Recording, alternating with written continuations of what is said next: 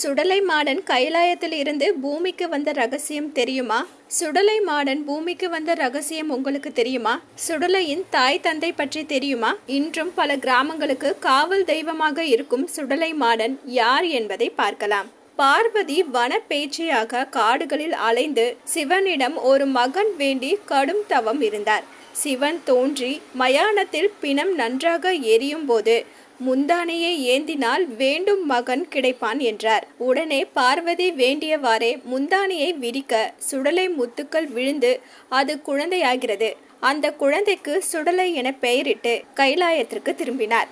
நள்ளிரவில் பிணம் எரியும் வாசனையை அறிந்த சுடலை சுடுகாட்டிற்கு வந்து பிணத்தை தின்று பேய்களுடன் விளையாடிவிட்டு அதிகாலையில் கைலாயம் வந்து படுத்தார். காலையில் பார்வதி சுடலையை தூக்கிய போது அவர் மீது பிணவாடை வீசியது. இதனால் அதிர்ச்சி அடைந்து சிவனிடம் போய் நடந்தவற்றை கூறினார். பிணம் தின்ற இவன் இனி கைலாயத்தில் இருக்க முடியாது என கூறிய சிவன் சுடுகாட்டில் பேய்களை ஆளவும் தீய சக்திகளை அழிக்கவும் வரம் கொடுத்து சுடலையை பூமிக்கு அனுப்பி வைத்தார். சுடலை மாடன் கன்னியாகுமரி பகவதி அம்மனை தாயாக ஏற்று செவ்வாய் வெள்ளியில் மயான வேட்டையிலும் மற்ற நாட்களில் புதையலுக்கு காவல் இருந்தார். ஒரு நாள் சுடலை இல்லாத போது மந்திரவாதி ஒருவர் புதையலை திருடினான். சுடலை மாடன் அவனை வீழ்த்தி புதையலை மீட்டார்.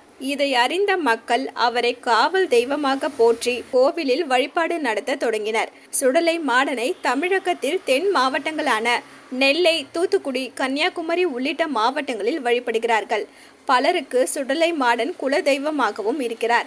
இவர் பெரிய மீசையுடன் வலது கையில் அரிவாள், இடது கையில் கம்பு வைத்திருக்கிறார். இவரது வாகனம் மாடு. இன்றும் இரவு நேரங்களில் சுடலை வேட்டைக்கு செல்வதாக சொல்லப்படுகிறது. பல கிராமங்களுக்கு கிராம தெய்வமாகவும் இருக்கிறார்.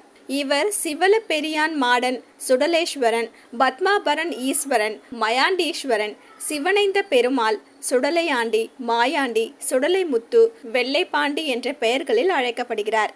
இவருக்கென தனியாக கருவறை எல்லாம் கிடையாது. இவரை தொட்டு வணங்கலாம். ஆண்டுதோறும் இவருக்கு ஆடு, பன்றி, சேவல்களை பலியிட்டு அசைவ உணவு படைக்கும் வழக்கம் உள்ளது. இன்றும் சுடலை சுடுகாட்டில் வேட்டைக்கு சென்றுவிட்டு திரும்பும் நிகழ்வு நடக்கிறது. இதில் சாமியாடிகள் விரதம் இருந்து பயபக்தியுடன் சுடுகாட்டுக்கு சென்று எலும்புகளை கடித்தபடியே வேட்டையை முடித்துவிட்டு திரும்புவர். சுடலை மாடன் வரலாற்றை பொறுத்தமட்டில் ஒவ்வொருவரும் ஒவ்வொரு விதமாக சொல்வார்கள். இதில் எது உண்மையான கதை என தெரியவில்லை. இரவு நேரங்களில் மாடு வாகனத்தில் சுடலை வேட்டைக்கு கிளம்பும் சப்தம் கேட்பதாக கிராம மக்கள் சொல்வதுண்டு. அலோ சிட்டி டிவியை லைக் பண்ணுங்க, ஷேர் பண்ணுங்க, மறக்காம சப்ஸ்கிரைப் பண்ணுங்க.